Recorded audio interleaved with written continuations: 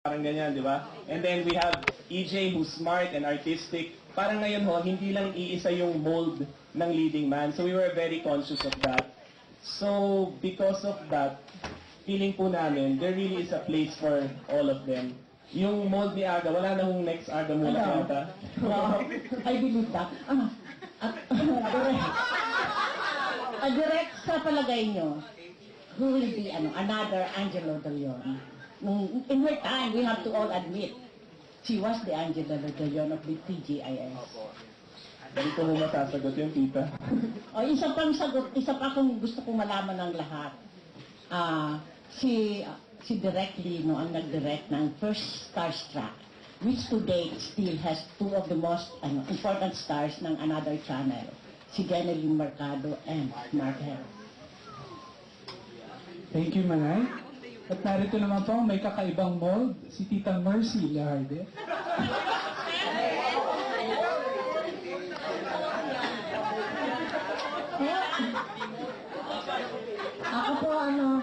Ako po si Mercy Laharde.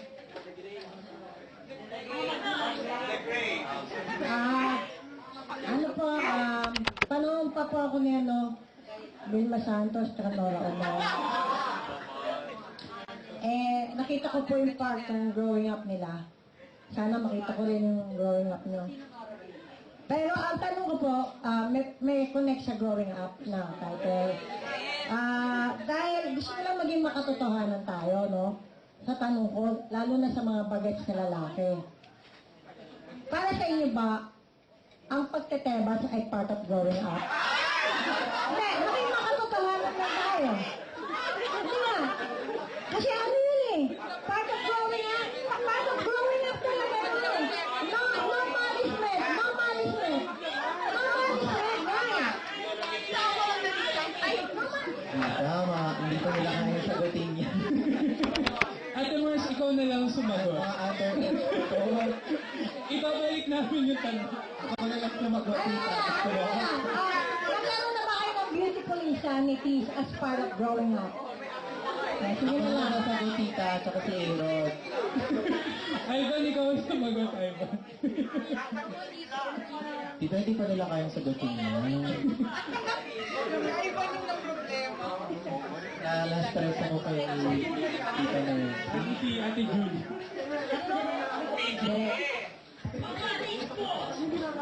Sa susunod na show na lang. Pag hindi na sa grown up.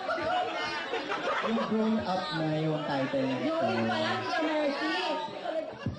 Anyway, naku, hindi ko alam kung alam ng mga bagets to, no? Kung paano kayo pinili dyan sa cast, Aaron. Sino bang nag-decide na pumili sa kanila? And then, yung growing up ba, galing to dun sa growing up na movie before? Or TV show rin, and then TV show rin. Andyan yung mga Bobby that time. PGIS Days. Diba direct may growing up din actually that time? Eto ba pattern nun, o may connection, o wala, o ano na? So, paano po sila kinala? Tsaka hanggang ilang season tatakuin yung show? Baka Direk Lino or...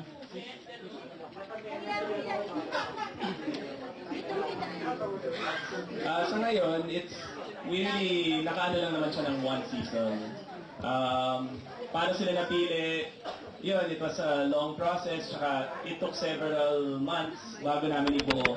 Tsaka kung mapansin nyo, di ba, tama yung sabi ni Tita, a lot of them, not necessarily baguhan. It's really a good cast. A lot of them already have experiences, so it's really bringing them together into one barkada. Thank you, Direk. Meron po tayong tanong mula sa ating mga... meron po tayong live streaming ngayon from Shara27 of Chicago. Para po sa lahat, ano ang gusto niyo ma-experience while growing up? More power to all. Yan, para po sa lahat. Let's start with Kiray. Ano ang gusto niyo ma-experience while growing up? Experience. Gusto ko po ma-experience yung mga hindi ko po na-experience. Gaya na. Katulad po ng, ano ba hindi ko pa nag-experience? May love? Opo, hindi pa po ako nagkaka-boyfriend, pero hindi pa po ako ngayon magbo-boyfriend. Siguro, wala nga po. Yun. Hindi, siguro, mas makilala, mas mature, maging mature pa po ako, yun, hindi, Kasi batang isip pa rin po ako hanggang ngayon. Yun po hindi ko pa po na-experience. Yun po. Thank you, Kiray. EJ? Ano po, siguro po lahat. I mean, syempre isa lang naman po yung buhay. Mas maganda po ma-experience natin lahat ng mga bagay na as much as we can, as much as possible, ma-experience po talaga lahat. And hindi po natin malampasan yung mga bagay na pwede natin gawin habang bata pa po tayo. So, yun po. Daniel? Siguro gusto ko po yung kunwari lahat po kami, pupunta sa, kunyari magbi-beach kami lahat, yung magkakabarkada, o yun po, yung mag-explore kung saan-saan, mag-airplane, magkakasama, lahat po. Gusto ko. Pumunta sa ibang bansa, tapos magkakasama din po kami. Diba? Napaka-expensive ng bonding. Catherine? Sa akin kasi po, basta huwag yung mamadaliin yung mga bagay-bagay na huwag magmamadaling tumanda, yung ganyan. I-enjoy lang kung ano meron ngayon. Yun yung importante. Ayun, gaya nga naman sinabi nila, siguro i-enjoy lang yung pagiging teenager kasi syempre lahat naman tayo dadaan sa ganung stage na hindi na natin mababalikan. Siguro sa pagiging matured naman, sa matured part, siguro sa family, mas maging matured. Yun yung gusto kong ma-experience para mas makatulong ako sa kanila. Yan. Very well said. Diego? Yun rin po, one step at a time. Kasi parang yung teenage years, it's like the biggest learning point in a person's life. So kaya, huwag i-madali. Huwag i-madali. Parang dahan-dahan lang. Take it step by step. Ganun lang po. Kasi talagang these are the moments talaga na hindi mo makakalimutan sa buong buhay mo. Agree. Neil? Ako, napagdaanan ko na ata lahat. Pero siguro, sa ngayon, siguro dapat matuto tayong mag-limit sa sarili natin. Siyempre, mga bata pa kami. Tapos, mahirap naman pag nagkaroon ka ng maagang responsibilidad sa buhay. So, yun yung dapat na pag-ingatan namin sa ngayon. Siyempre, as an artist, dapat, dapat matuto ka na mag-limit talaga sa sarili mo. Di ba? Right. Yen? Ako po, while growing up, gusto kong ma-enjoy ang pagiging single ko. Yun nga. Yun. Kasi yun nga, sabi nila, hindi yun dapat minamadali.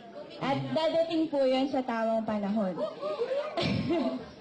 At gusto ko rin pong magbigay ng time for myself na gusto kong mag-travel alone, mag-explore kung saan-saan. Gusto ko po talagang ma-experience yun, nang ako lang mag-isa magta-travel. Pangarap ko yun. So, yun po. Thank you, Yen. At narito naman ang maagang tumanda, si Romel Placente. Kung hindi naman, talaga ito siguro. Hindi naman po. Daniel. At diba growing up ka? Habang growing up ka ba, nakikita ko nakakasambabot yung parents mo, yung mami mo at daddy mo kahit hiwalay na sila. Nakakasama mo pa rin? Di ba hiwalay na yung parents mo? Opo. Nakakasama pa rin ba yung daddy Romel mo? Opo, nakasama ko po. Minsan pag walang taping, pag weekend, pag minsan wala pong gagawin sa weekends. And pag may free time, pupunta po ako doon. Sobrang close ko po sa dad ko. And sa mom ko, kasama ko po siya ngayon. Siya po yung kasama ko. Pero habang lumalaki ka ba, naisip mo na sana sila pa rin ng mama mo? Hindi na din po. Tanggap mo na. Oo.